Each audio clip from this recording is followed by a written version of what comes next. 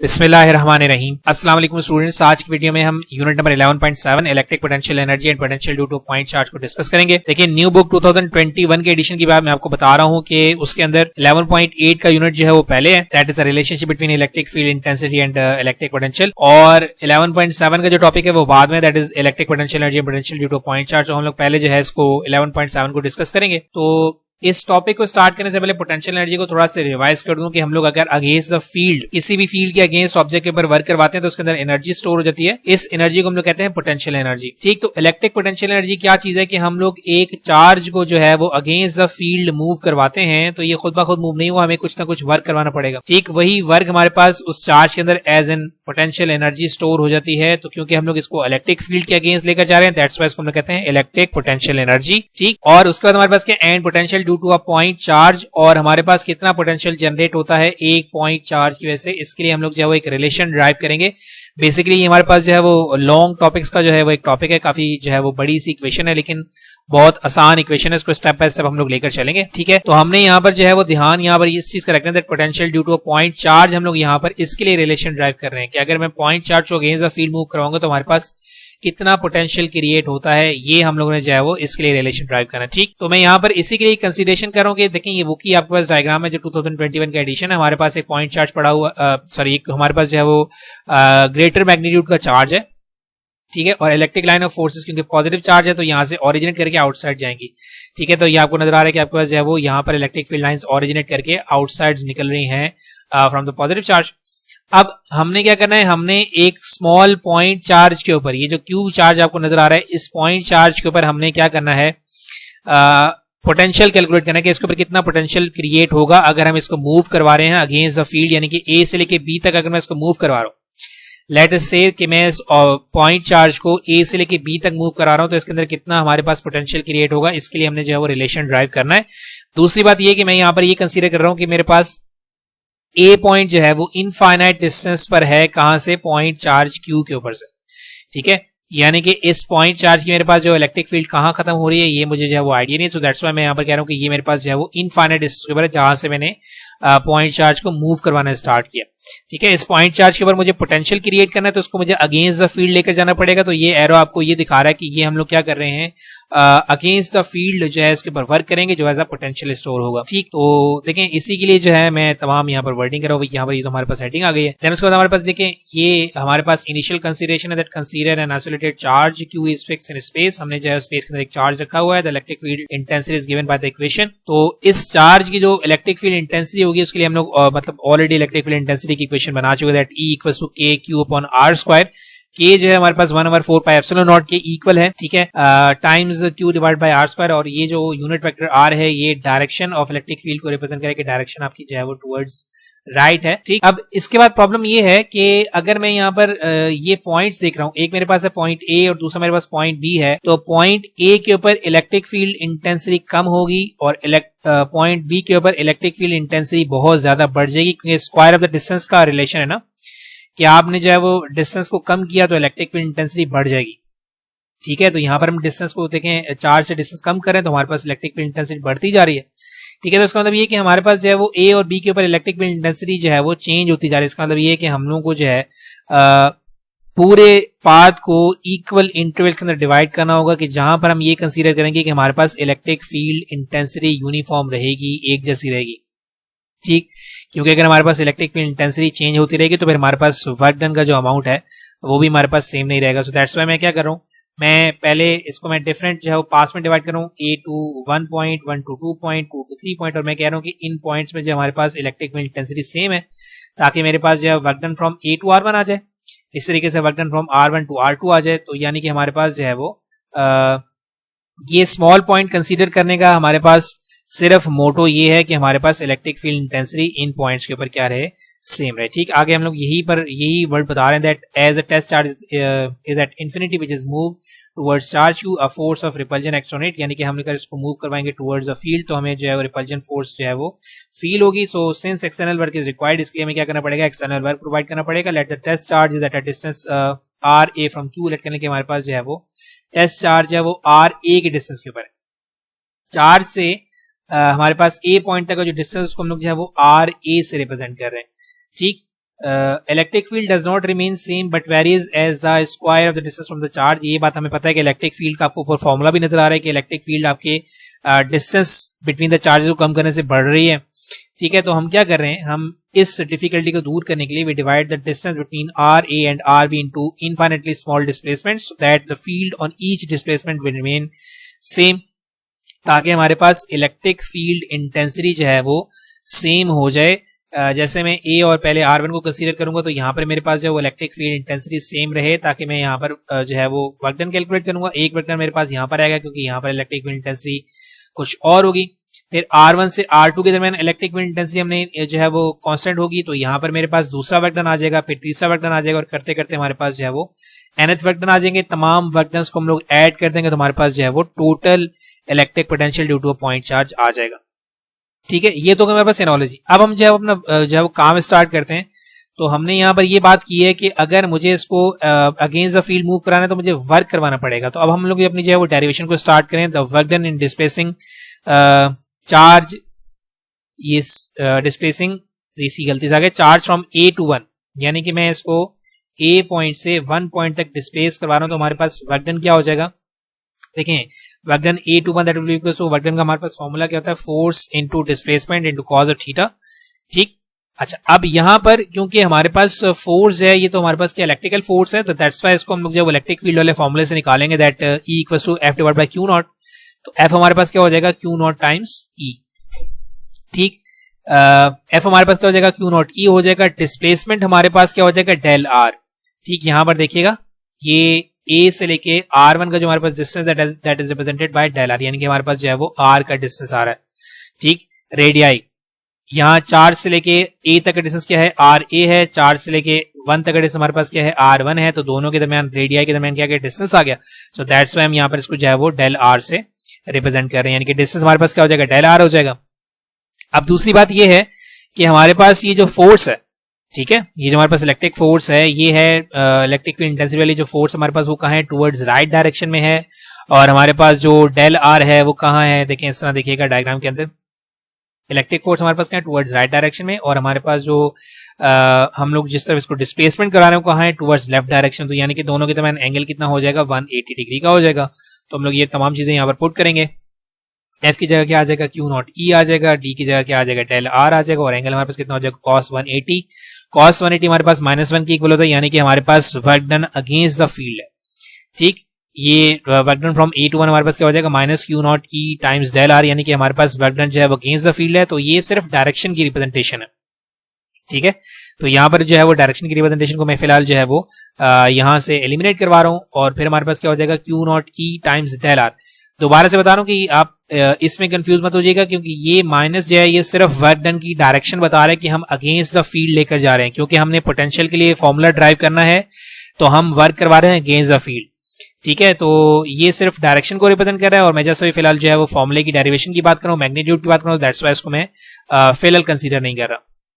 ठीक, तो ये मेरे पास क्या हो जाएगा, क्यू नॉट ई और डेल आर क्या हो जाएगा, R A minus R1, greater distance minus less distance, R A ज्यादा है, R1 कम है, डायग्राम के अंदर देख लीजिएगा आप। ठीक, ये हो गई मेरे पास इक्वेशन नंबर 1। अब इसके बाद हम लोग जो है यहाँ पर इलेक्ट्रिक फील्ड इंटेंसिटी की वैल्यू को जो है वो पुट करवाएंगे। इलेक्ट्रिक फील्ड इंटेंसिटी के बारे में हम लोगों ने पढ़ा। देखिए हम यहाँ पर कह रहे हैं कि electric field intensity to an isolated point charge is given by, क्योंकि अगर मुझे वर्क निकालना है तो in terms of electric field intensity निकालना है। सो दैट्स वाई यहाँ पर हम लोग जो है वो इलेक्ट्रिक फील्ड इंटेंसिटी का फॉर्मूला बना लेंगे, that E equals to K Q divided by R square, क्योंकि हम लोग इलेक्ट्रिक फील्ड इंटेंसिटी जो है वो बड़े मैग्नीट्यूड के चार्ज की कर रहे हैं। दैट्स वाई मैं के क्यू ले रहा हूँ, K Q divide by R square. अब यहाँ पर ये जो आर है ये radial distance between the 2 points है। एक मेरे पास ए पॉइंट है, दूसरा 1 पॉइंट है, तो इन दोनों के दरमियान ये मेरे पास क्या है, आर का स्क्वायर। अब बुक के अंदर आपके पास जो है कुछ डायरेक्ट स्टेप्स दिखाए गए हैं। ठीक है, तो मैं यहाँ पर कह रहा हूँ कि where R is a geometric mean distance from of Q naught from when move from A to 1, यानी कि जब हम चार्ज को, जो स्मॉल चार्ज हमारे पास पॉइंट चार्ज है, उसको ए से लेके 1 तक मूव करवा रहे हैं, तो ये आर हमारे पास क्या होगा, एवरेज निकलेगा। ठीक है, ये डेल आर नहीं है, ये हमारे पास क्या है, ज्योमेट्रिक मीन है, और इसका आपके पास जो वो बुक के अंदर डायरेक्ट स्टेप होगा। अगर आप करना चाह रहे हैं तो मैं आपको यहाँ पर देखें साइड के ऊपर मैं आपको दिखा रहा हूँ कि एवरेज क्या होता है, sum of events divided by total number of events. तो यहाँ पर मैंने R1 और R2 लिया हुआ है, तो एक RA होगा और एक R1 होगा।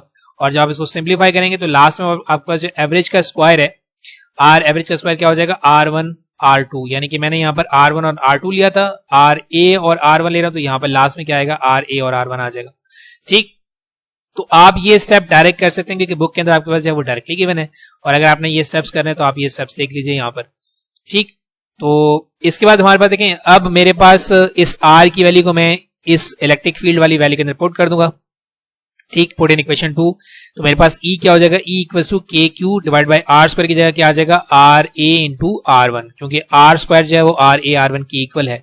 ठीक, अब मेरे पास ये इलेक्ट्रिक फील्ड इंटेंसिटी आ गई है, तो इसको मैं पुट करूंगा किसके अंदर, इक्वेशन 1 के अंदर, क्योंकि यही हमें चाहिए थी बेसिकली। ठीक, तो पुट इन इक्वेशन 1 में करूंगा, E की वैल्यू को इक्वेशन 1 के अंदर पुट कर दूंगा। ये क्या हो जाएगा, WA21 that will be equal to K Q into, देखें E की जगह क्या आ गया, के क्यू, और divide by RA into R1। Q not अपनी जगह पे ऑलरेडी मौजूद है, ठीक है, और RA माइनस R1 ये भी अपनी जगह पे मौजूद है।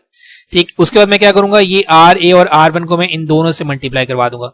ठीक, देखें यहाँ मैंने दोनों के साथ जो है वो मल्टीप्लाई करवा दिया, RA के साथ भी करवा दिया और R1 के साथ, यानी कि मैंने क्या कर दिया, एलसीएम ब्रेक करवा दिया। तो फिर मेरे पास क्या इक्वेशन बनकर आई है, that is work done from A to 1 equals to K Q into Q naught 1 divided by R1 minus 1 divided by RA, that is called our equation number 3।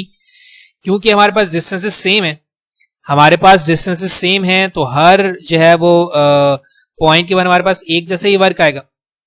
ठीक, क्योंकि सिर्फ हमारे पास जो है वो डिस्टेंस का फर्क आ रहा है, बाकी तमाम चीजें तो हमारे पास सेम है। तो यहाँ हम लोग कह रहे हैं कि जैसे हमने work done from A to 1 निकाला है, इसी तरीके से हमारे पास 1 to 2 आ जाएगा, सिर्फ डिस्टेंसेस का हमारे पास जो है वो फर्क आ जाएगा, बिकॉज K कांस्टेंट है, Q का जो मैग्नीट्यूड है वो भी कांस्टेंट है, Q नॉट जो है इसका मैग्नीट्यूड भी कांस्टेंट है, सिर्फ फर्क किस में आ रहा है, डिस्टेंसेस में आ रहा है। कि पहले हमारे पास डिस्टेंस क्या था, A to 1 था, अब क्या है 1 to 2 आ गया। ठीक, सिर्फ ये डिफरेंस आया, दैट्स व्हाई मैंने क्या कर लिया, सिमिलरली कर लिया। इसी तरीके से मैं जो है वो हमारे पास जो है वो सेकंड लास्ट से लास्ट, सेकंड लास्ट हमने क्या कंसीडर किया था, n कंसीडर किया, तो लास्ट क्या कंसीडर किया था, b कंसीडर किया था। तो ये क्या हो जाएगा, K Q into Q naught 1 divide by R B minus 1 divide by R N. यानी कि तमाम वर्क डन मेरे पास आ गए A to 1, मतलब A से मैंने स्टार्ट किया था और B पर हम लोगों ने एंड किया था, तो ये तमाम वर्क डन हमारे पास जो है वो आ जाएंगे अगर हम लोग एक वर्क डन निकाल लेंगे, क्योंकि हमारे पास सिर्फ डिस्टेंसेस का जो है वो डिफरेंस आएगा। फिर उसके बाद द टोटल वर्क डन हम लोग निकालेंगे, तो टोटल वर्क डन के लिए मैं क्या करूंगा, तमाम वर्क डन को ऐड कर दूंगा, A to 1 1 to 2 करते करते करते हमारे पास जो है वो सेकंड लास्ट से लास्ट तमाम वर्क डन को मैं ऐड कर दूंगा। ठीक, तो मेरे पास के क्यू इंटू क्यू नॉट देखें, सब में हमारे पास क्या आ रहा है, कांस्टेंट आ रहा है। ठीक, तो इसको मैंने जो है वो कॉमन निकाल लिया, के क्यू इंटू क्यू नॉट, बाकी मेरे पास क्या रह गया, 1 divide by R1 minus 1 divide by RA plus 1 divide by R2 minus 1 divide by R1, और लास्ट में हमारे पास क्या रह जाएगा, 1 divide by RB minus 1 divide by RN। अब यहां पर एक बात नोट कीजिएगा, देखें जैसे यहां पर ये पॉजिटिव R1 और ये नेगेटिव R1 ये एक दूसरे से कैंसिल आउट हो रहे हैं। इसी तरीके से जब आप डिस्टेंस जो है वो 2 to 3 निकालेंगे, तो इस तरह से R2 जो है वो R2 से कैंसिल आउट हो जाएगा, फिर R3 से कैंसिल आउट हो जाएगा, तो ये तमाम चीजें हमारे पास कैंसिल आउट हो जाएंगी। सिर्फ हमारे पास क्या रह जाएगा, distance of A and B, यानी कि इनिशियल और फाइनल पॉइंट हमारे पास जो है वो रह जाएंगे, बाकी तमाम जो डिस्टेंसेस है वो एक दूसरे से कैंसिल आउट होते जाएंगे। ठीक, क्योंकि हमारे पास देखें A to 1 देन हमारे पास क्या है 1 to 2, तो ये 1 से 1 कैंसिल आउट हो जाएगा, फिर हमारे पास क्या होगा 2 to 3, तो 2 to 2 कैंसिल आउट हो जाएगा, फिर हमारे पास 3 to 4 आएगा, तो 3 से 3 कैंसिल आउट हो जाएगा, यानी कि तमाम डिस्टेंसेस कैंसिल आउट हो जाएंगे, सिर्फ A और B जो इनिशियल और फाइनल डिस्टेंस है वो हमारे पास रह जाएगा। ठीक, जैसे मैं आपको यहाँ पर दिखा रहा हूँ, अब RB पॉजिटिव है तो RB को मैंने पॉजिटिव ले लिया, RA नेगेटिव है तो यहाँ पर इसको मैंने नेगेटिव से साइन से जो है वो शो कर दिया। ठीक, अब इसके बाद हमने ये कहा था कि the work done to move a test charge from Q from infinity to distance R from Q is, यानी कि हमने ये कहा था कि हम लोग इसको इन्फिनिटी डिस्टेंस से लेकर आ रहे हैं, तो RA हमारे पास क्या हो जाएगा, इनफाइनाइट डिस्टेंस हो जाएगा। ये हम लोगों ने शुरू में बात की थी। तो हमारे पास जो है इक्वेशन क्या आ जाएगी, that WT equal to K Q naught 1 divide by RB, और RB जो है वो अप्रोक्सीमेटली हमारे पास क्या है, R से हम लोग यहाँ पर रिप्रेजेंट करेंगे that the electric potential energy at a distance R from Q is, यहाँ पर RB जो है इसको हम लोग सबके को हटा के क्या कर देंगे, उसको डिस्टेंस फ्रॉम द चार्ज कर देंगे। ठीक, तो ये जो टोटल वर्क डन है, ये टोटल वर्क डन हमारे पास स्टोर हो जाएगा as a potential energy. So the total work done को हम लोग किससे रिप्रेजेंट कर दिया, U से, यानी कि टोटल इलेक्ट्रिक पोटेंशियल से रिप्रेजेंट कर दिया, that is equal to K Q into Q naught 1 divided by R। ठीक, ये हमारे पास है relation for the electric potential due to a point charge. ठीक है, अब के की जगह आप यहाँ बुक के अंदर क्या लिखा है 1 divide by 4 pi epsilon not. तो मैंने पूरी इक्वेशन यहाँ पर नहीं लिया क्योंकि वो बहुत जो है वो लंबा काम हो जाता है, तो आप जो है वो लास्ट के अंदर यहाँ पर 1 divided by 4 pi epsilon not कर सकते हैं। ठीक है, जैसे मैं यहाँ पर आपको दिखा रहा हूँ कि अब आपने जो है वो इलेक्ट्रिक पोटेंशियल निकालना है। ठीक है, तो the electric potential at a distance r from q is, electric potential का फॉर्मूला आपने क्या बनाया था, work done per unit charge. ठीक है, work done per unit charge और potential energy per unit charge. तो electric potential v that will be equals to work done. Work done क्या निकाला आपने, k q naught 1 divide by r और divided by charge q naught. ठीक है, यहां पर आपने पोटेंशियल का फॉर्मूला लगाया, वर्क डन आप ऑलरेडी कैलकुलेट कर चुके हैं, इसको आपने डिवाइड करवा दिया किससे, चार्ज से। तो ये q नॉट से आपका q नॉट जो है वो कैंसिल आउट हो जाएगा, क्या रह जाएगा आपके पास k q 1 divided by r, और यहाँ पर आप जो है वो k की वैल्यू पुट कर लें, that is 1 divide by 4 pi epsilon not into q divide by r। तो पोटेंशियल आपको ये दिखा रहा है, पोटेंशियल आपको ये दिखा रहा है कि आपने आपके जो पॉइंट चार्ज के जो पोटेंशियल जनरेट हुआ है वो कुछ फैक्टर्स पे डिपेंड कर रहा है। वो किस पर डिपेंड कर रहा है कि डायरेक्टली जो है वो डिपेंड कर रहा है कि आपके पास चार्ज कितना है, जितना चार्ज होगा उतना ही आपको यानी कि अगेंस्ट द फील्ड वर्क करवाना पड़ेगा, तो उतना ही पोटेंशियल आपके पास जनरेट होगा। दूसरी बात, परमिटिविटी ऑफ फ्री स्पेस का मतलब ये कि ये जो है वो मीडियम डिपेंडेंट भी है। तीसरी बात, जितना डिस्टेंस आपका चार्ज से ज्यादा होगा उतना ही इलेक्ट्रिक पोटेंशियल आपका जो है वो कम होगा।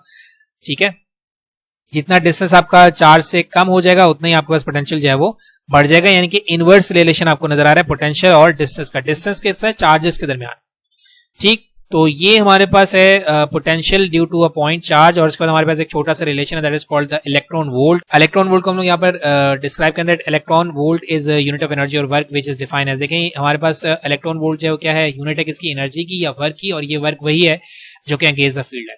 हम यहाँ पर कह रहे हैं the amount of energy required और lost by an electron when it is displaced across 2 points between which potential difference is 1 volt। यानी कि अगर 1 वोल्ट का पोटेंशियल डिफरेंस अप्लाइड है तो आपको उसको मूव करवाने के लिए जितनी एनर्जी की रिक्वायरमेंट होगी या जो इलेक्ट्रॉन लॉस कर देगा। ठीक है, तो इसको हम लोग कहते हैं इलेक्ट्रॉन वोल्ट। अब रिक्वायर का मतलब ये कि आपने जब ऑब्जेक्ट को मूव करवाना है तो उसके लिए एनर्जी की रिक्वायरमेंट होगी। ठीक है, और लॉस क्या होगा कि जैसे ही आप इसको जो है वो रिलीज कराएंगे तो ये क्या करेगा, फॉरन से टुवर्ड्स द फील्ड मूव करवाएगा। तो ये हमारे पास क्या है, एनर्जी की यूनिट है इलेक्ट्रॉन वोल्ट। ठीक, और हमारे पास 1 इलेक्ट्रॉन वोल्ट जो है वो इक्वल होता है 1.6 एक्सपोनेंशियल माइनस 19 जूल के। कैसे देखें, 1 इलेक्ट्रॉन के ऊपर चार्ज कितना होता है, 1.6 exponential minus 19 coulomb times volt हमारे पास क्या होता है, जूल पर कूलम। वोल्ट को हम लोगों ने जो है वो डिस्क्राइब किया था in the form of joule पर कूलम। क्या होता है, work done per unit charge. तो वर्क डन की हमारे पास यूनिट क्या है, जूल, और चार्ज की हमारे पास यूनिट क्या है, कूलम। तो ये कूलम से कूलम कट जाएगा और 1 इलेक्ट्रॉन वोल्ट आपका 1.6 एक्सपोनेंशियल माइनस 19 जूल्स के इक्वल हो जाएगा। उसके अलावा हमारे पास कुछ स्केल्स यहाँ पर गिवन है। This is a small unit of energy, its bigger units are multiple of electron volts that are, यानी कि अगर हम लोग बड़े स्केल्स की बात करें 1 मेगा इलेक्ट्रॉन वोल्ट की बात करें तो ये क्या हो जाएगा, एक्सपोनेंट 6 इलेक्ट्रॉन वोल्ट। अगर गीगा के इलेक्ट्रॉन वोल्ट की बात करेंगे तो ये कितना हो जाएगा, एक्सपोनेंट 9 इलेक्ट्रॉन वोल्ट हो जाएगा। ठीक, तो ये था हमारा आज का टॉपिक। उम्मीद करता हूँ कि आपको जो है वो तमाम कॉन्सेप्ट इसका क्लियर हो गया होगा। अगर कोई क्वेश्चन है बेटा टॉपिक से रिलेटेड तो आप क्वेश्चन कर सकते हैं, इंशाल्लाह मैं उसको आंसर कर दूंगा। अपनी दुआ में याद रखिएगा। Thank you very much and Allah Hafiz.